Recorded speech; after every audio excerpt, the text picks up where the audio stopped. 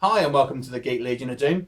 We're going to be doing a TV review today and we'll be looking at Tour of Duty. Now Tour of Duty was a TV show based, I think it was made in the late 80s, early 90s, dealing with the Vietnam conflict. Set in the late 60s. It tells the story of, well, mainly from the point of view of Zeke Anderson, or Sergeant Zeke Anderson, who's a kind of grizzled Vietnam vet whose whole life's essentially been in the war. And the first episode essentially deals with him recruiting a bunch of new guys into his platoon to join the few remaining veterans that he has there. And it's essentially their story. First of all, it's how them as individuals bond, and then the trials and tribulations that they all go through.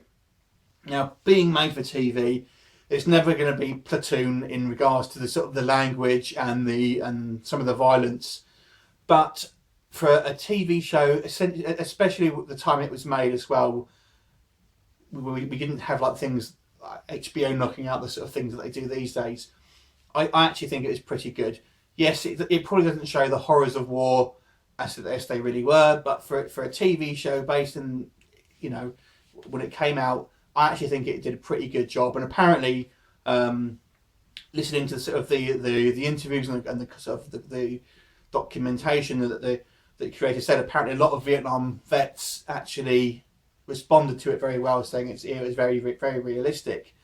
Now, the central cast I have to say, are all really likeable. You've got a diverse bunch of characters there. You've got obviously the sergeant, who's kind of this grizzled sort of vet. Now he's very charismatic. I have to say, I think he comes across like a lot of his lines are ad-libbed. I got to say, the way he sort of delivers them, and it just sounds very, very natural. I have to say. I mean, he hasn't done a lot else. The guy who plays him, Terrence Knox, I think the actor's name is.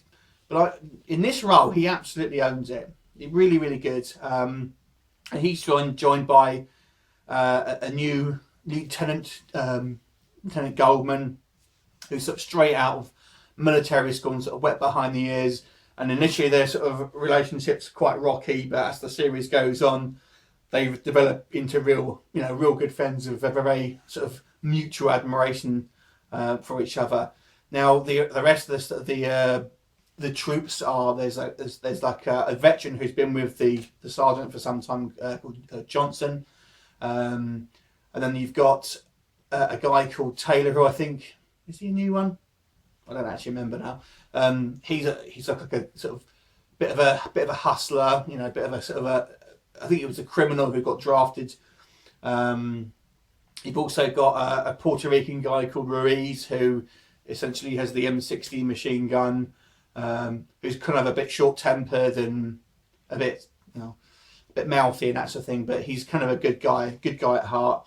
You've got Horn, who is a sort of anti-war protester that again got drafted into the war, and he's only in the first season, I believe, but he's pretty good. And there's a guy called Purcell, who is kind of a pro-war. He sort of volunteers, and a bit of a sort of a blue-eyed American boy. And I think a guy called Baker, who is kind of a bit of a dumb sort of surfer dude who's pretty big. And then there's I think he's a Japanese medic, and then there's also a captain as well, but he's not in it so much. So that's essentially the main. That's basically give you an idea of the cast. The stories are more individual. There's not a lot of overreaching plot. There are things that are carried over episode to episode, but generally the stories are kind of more self-contained. But you can pick them up and watch them in any order. The first series, I would argue, is the best out of three of them. We'll go on to the other two series in other reviews, but to be fair, if you can kind of get past the age of the, I know a lot of people don't like watching the older TV shows. I've got to say this was one of the most enjoyable TV shows I've watched, and I had to give the season 1 a 9 out of 10.